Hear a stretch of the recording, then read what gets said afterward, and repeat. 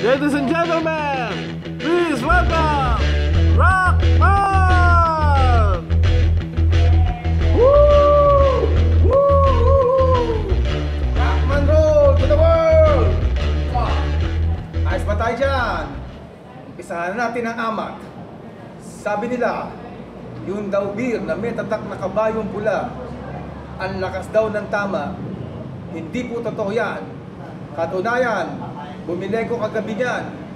Uminom ako, 15 bote ininom ko. Walang tama. Puro mali. Woo! Rockman roll to the world! Kagabi, pinuntahan ako ng best friend, Badyo ko. Lasing na lasing. Nakipaghiwalay daw siya dun sa girlfriend niya na 10 taon na sila.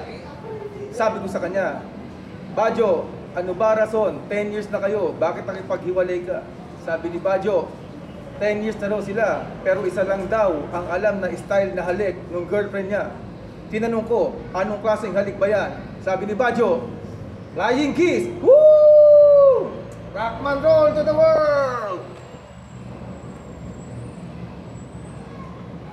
Merong binenta sa aking motor, yung kaibigan ko, galing Europe, Harley Davidson.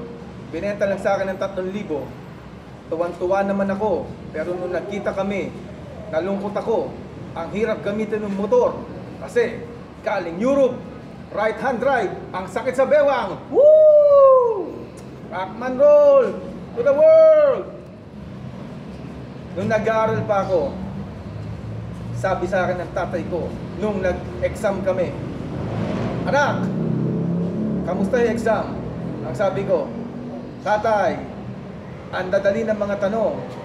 Sabi nung tatay ko, kung madadali ang tanong, bakit 0 ka sa exam? Yun nga tay, ang dali ng tanong, pero ang hihirap na sagot. Woo! Rockman roll to the world! Usong-uso mga magnanakaw sa amin, kaya nag-ipon ako ng pera para makabili ko ng police dog. Nung naghanap ako sa online, may nakita akong police dog, 1.5 lang daw, may papel na. Tuwan-tuwa naman ako. Pero nung nag-meet up kami, nalungkot ako. Kasi yung police dog, nung nakita ko, askal pala. Nung tinanong ko yung nagbebenta, bakit askal yan? Eh ang usapan natin, police dog. Sabi na nagbebenta, sir, police dog ho yan. Nakasibilyan lang, kaya ganyan ang itsura. Woo! Rock and roll to the world!